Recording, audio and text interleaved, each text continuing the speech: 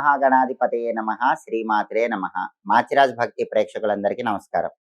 మార్చి 1వ తేదీ నుంచి మార్చి 10వ తేదీ వరకు మేషాది ద్వాదశ రాశులకి రాశి ఫలితాలు ఏ విధంగా ఉంటాయో, ఈ 10 రోజుల్లో ఏ గ్రహాలు యోగిస్తున్నాయో, ఏ గ్రహాలు యోగించటం లేదో, యోగించే గ్రహాలు ఇంకా రెట్టింపు అనుకూల ఫలితాలు ఇవ్వటానికి, యోగించని గ్రహాలిచ్చే వ్యతిరేక ఫలితాలు తొలగింపజేసుకోవటానికి ఎటువంటి సులభమైన, శక్తివంతమైన పరిహారాలు చేసుకోవాలో, ఏ దేవీ దేవతల ఆలయ దర్శనం చేసుకోవాలో, ఎలాంటి మంత్రాలు జపించుకోవాలో, ఎటువంటి స్తోత్రాలు పఠించాలో, ఎలాంటి ద్రవ్యాలు దానం ఇచ్చుకోవాలో, సకల దేవతా స్వరూపమైన గోమాతకు ఎలాంటి ఆహారం తినిపించాలో, ఈ 10 రోజుల్లో ద్వాదశ రాశుల వాళ్ళ ఫలితాలు ఎలా ఉండబోతున్నాయో ఈ వీడియోలో మనం తెలుసుకుందాం. తదుపరి కర్కాటక రాశి. కర్కాటక రాశి వాళ్ళకి మార్చి 1 నుంచి మార్చి 10 మధ్యలో గ్రహాల సంచారం పరిశీలిస్తే రవి, బుధుడు, కుజుడు ఈ 3 గ్రహాలు కూడా అష్టమంలో ఉన్నాయి. అష్టమంలో ఈ 3 గ్రహాలు యోగించవు. అష్టమంలో ఈ 3 గ్రహాలు ఉన్నప్పుడు ఏమవుతుంది? ప్రధానంగా రవి అష్టమంలో ఉంటే హెల్త్ ఇష్యూస్ వస్తాయి. కాబట్టి కర్కాటక రాశి వాళ్ళు హెల్త్ పరంగా స్పెషల్ కేర్ తీసుకోవాలి. వేళకు ఆహారం తీసుకోవటం, సరైన సమయానికి నిద్రించడం చేయాలి. ఆఫీస్‌లో కూడా మీరెంత హార్డ్ వర్క్ చేసినా సరే క్రెడిట్ వేరే వాళ్ళకి వెళ్ళిపోతూ ఉంటుంది. మీ శ్రమంతా బూడిదలో పోసిన పన్నీర్‌లా ఉంటుంది. ఆఫీస్ పాలిటిక్స్ పెరుగుతాయి. కొంచెం జాగ్రత్తగా ఉండాలి. పాలిటిక్స్ అనేవి చాలా ఎక్కువగా ఆఫీస్‌లో ఉంటే మీరు సహనంతో మీ పని మీరు చేసుకుంటూ వెళ్ళాలి. అలాగే తండ్రి వైపు బంధువుల వల్ల కూడా కొన్ని సమస్యలు ఎదురవుతూ ఉంటే కొంచెం అప్రమత్తంగా ఉండాలి. అదేవిధంగా కంటికి, గుండెకి సంబంధించిన అనారోగ్య సమస్యలు ఏవైనా వచ్చే అవకాశం ఉంటుంది. కొంచెం జాగ్రత్తగా ఉండాలి. అష్టమ రవి దోషం ఉంది కాబట్టి ఈ జాగ్రత్తలు తీసుకోవాలి. బుధుడు కూడా అష్టమంలో ఉన్నాడు. విద్యార్థులు ఎంత చదివినా సరే రావాల్సిన మార్కుల కంటే తక్కువ మార్కులు వస్తూ ఉంటాయి. నిరుద్యోగులు ఎంత బాగా ప్రిపేర్ అయ్యి ఇంటర్వ్యూకి వెళ్ళినా కూడా వాళ్ళ క్వాలిఫికేషన్‌కి తగిన జాబ్ కాకుండా తక్కువ స్థాయి జాబ్ వస్తూ ఉంటుంది. బిజినెస్ ఎంత బాగా చేసినా ఎక్స్‌పెక్ట్ చేసిన లాభాల కంటే తక్కువ లాభాలు వస్తూ ఉంటాయి. కాబట్టి విద్యారంగం, వ్యాపార రంగం, నిరుద్యోగులు వీళ్ళందరికీ కూడా అష్టమ బుధ దోషం వల్ల ఈ విధంగా ఉంటుంది. అలాగే కుజుడు అష్టమంలో ఉన్నాడు. జర్నీస్‌లో కేర్‌ఫుల్‌గా ఉండాలి. అష్టమ కుజ దోషం ఉంది కాబట్టి కర్కాటక రాశి వాళ్ళు ప్రయాణాల్లో జాగ్రత్తగా ఉండటం, వెల్లుల్లిపై దగ్గర పెట్టుకోవటం, అప్రమత్తంగా వ్యవహరించడం చేయాలి. అష్టమ కుజ దోషం ఉన్నప్పుడు ప్రాపర్టీస్ కొనకూడదు. ఉన్న ప్రాపర్టీ సేల్ చేయకూడదు. కొద్దిగా ఇబ్బందికర పరిస్థితులు వస్తాయి. అలాగే సోదరులతో జాగ్రత్తగా ఉండాలి. లేకపోతే సోదరులతో గొడవలయ్యే అవకాశం ఉంటుంది. రవి, బుధుడు, కుజుడు అష్టమంలో ఉన్నారు. దానివల్ల ఈ రకమైన వ్యతిరేక ఫలితాలు వస్తాయి. 8వ స్థానం మంచిది కాదు కాబట్టి ఈ రకమైన ఫలితాలు ఉంటాయి. రియల్ ఎస్టేటు డల్‌గానే ఉంటుంది. అలాగే అప్పులవ్వకుండా ప్రత్యేకమైన జాగ్రత్త తీసుకోవాలి. శుక్రుడి విషయానికొస్తే శుక్రుడు 8, 9 స్థానాల్లో సంచారం చేస్తున్నాడు. ఇది అద్భుతం అని చెప్పాలి. 8, 9 స్థానాల్లో శుక్రుడు నంబర్ 1 ఫేవరబుల్ రిజల్ట్స్ ఇస్తాడు. వంశపారంపర్య ఆస్తులు కలిసొచ్చేలాగా చేస్తాడు.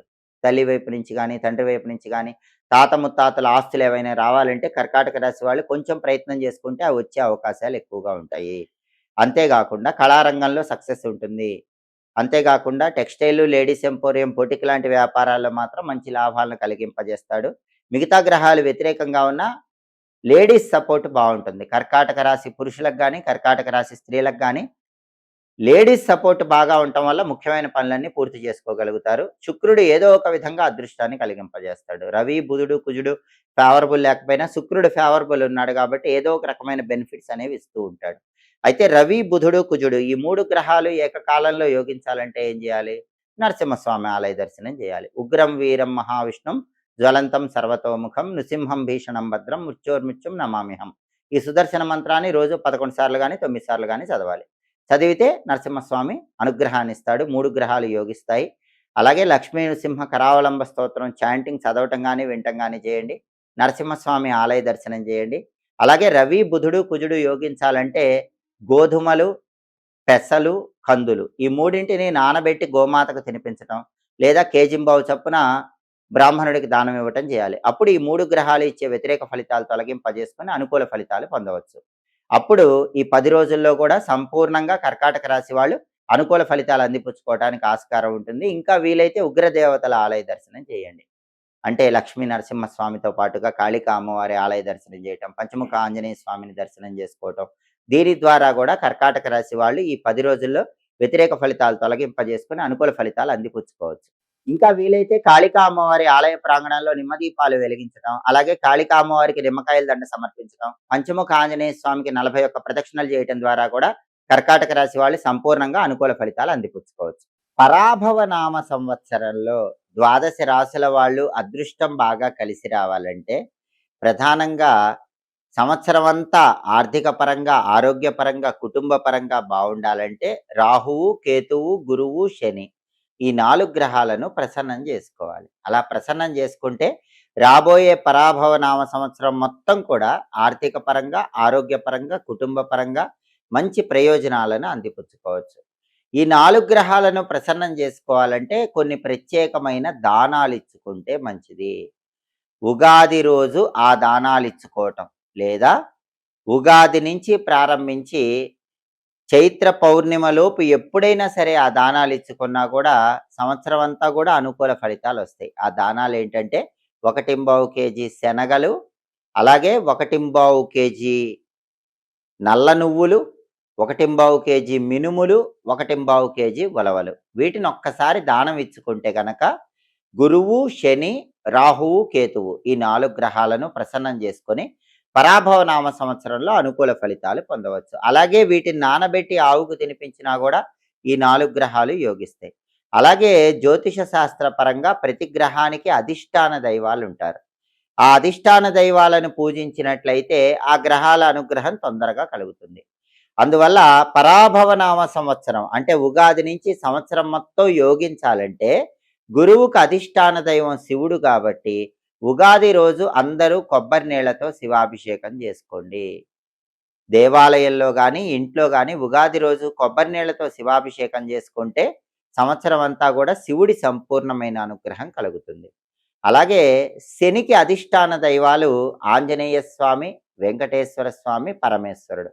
ఉగాది రోజు ఆంజనేయ స్వామి ఆలయానికి వెళ్ళి తమలపాకుల దండ ఆంజనేయ స్వామికి సమర్పించండి. శ్రీరామ అని తమలపాకుల మీద రాసి ఆ తమలపాకుల దండ ఆంజనేయ స్వామి విగ్రహం మెళ్ళలో వేయటం, లేదా తమలపాకులతో ఆంజనేయ స్వామికి పూజ చేయించుకోవటం, ఆంజనేయ స్వామికి సింధూరం సమర్పించడం ద్వారా సంవత్సరం మొత్తం శని పీడల నుంచి బయటపడవచ్చు. అలాగే ఉగాది రోజు దుర్గాదేవి ఆలయ దర్శనం చేసుకుంటే కూడా చాలా మంచిది. పరాభవ నామ సంవత్సరం ఉగాది రోజు దుర్గాదేవిని దర్శించుకుంటే సంవత్సరం మొత్తం రాహు యోగిస్తారు. రాహు యోగిస్తే విదేశీయాన ప్రయత్నాలు అనుకూలిస్తాయి. అలాగే రాహు యోగించడం వల్ల అనారోగ్య సమస్యలు తగ్గిపోతాయి. దుర్గాదేవికి ఉగాది రోజు కుంకుమార్చన చేయించుకొని ఆ కుంకుమ బొట్టు ధారణ చేయటం ద్వారా సంవత్సరం మొత్తం రాహు బలాన్ని పెంపొందింపజేసుకోవచ్చు. అలాగే కేతువుకు అధిష్టాన దైవం గణపతి కాబట్టి ఉగాది రోజు గణపతి ఆలయానికి వెళ్ళి గణపతికి గరిక పోచలు కలిపిన జలాలతో అభిషేకం చేయించుకోవటం, లేదా గరిక పోచలు ఎర్రటి పుష్పాలతో గణపతికి అర్చన చేయించుకోవటం ద్వారా సంవత్సరం మొత్తం కూడా కేతు బలం పెరుగుతుంది. దానివల్ల ఆకస్మిక సమస్యలు ఉండవు, విఘ్నాలు ఉండవు, తలపెట్టిన పనులు దిగ్విజయంగా పూర్తి చేసుకోవచ్చు. కాబట్టి పరాభవ నామ సంవత్సర ఉగాది నుంచి సంవత్సరం పాటు మొత్తం 12 రాశుల వారికి అదృష్టం కలిసి రావాలంటే 4 గ్రహాలను ఉగాది రోజు ఏకకాలంలో ప్రసన్నం చేసుకోండి. ఉగాది రోజు వీలు కాకపోతే ఉగాది నుంచి చైత్ర పౌర్ణమి లోపు ఎప్పుడైనా చేసుకోండి. అలా చేసుకోవాలంటే ఈ 4 గ్రహాలకు సంబంధించిన దానాలు ఇవ్వటం, లేదా వాటిని నానబెట్టి ఆవుకు పెట్టడం చేయాలి.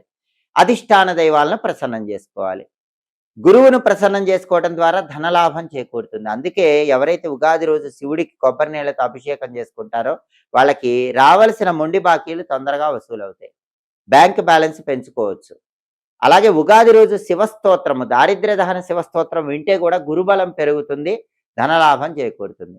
అలాగే ఉగాది రోజు హనుమ ద్వాదశి నామ స్తోత్రాన్ని చదివినా విన్నా గోచార శని దోషాలన్నీ పోతాయి. ఏలినాటి శని, అష్టమ శని, అర్ధాష్టమ శని, కంటక శని, సప్తమ శని దోషాలన్నీ పోయి సంవత్సరం అంతా శని యోగించాలంటే హనుమ ద్వాదశి నామ స్తోత్రాన్ని చదవటం కానీ వినటం కానీ చెయ్యండి.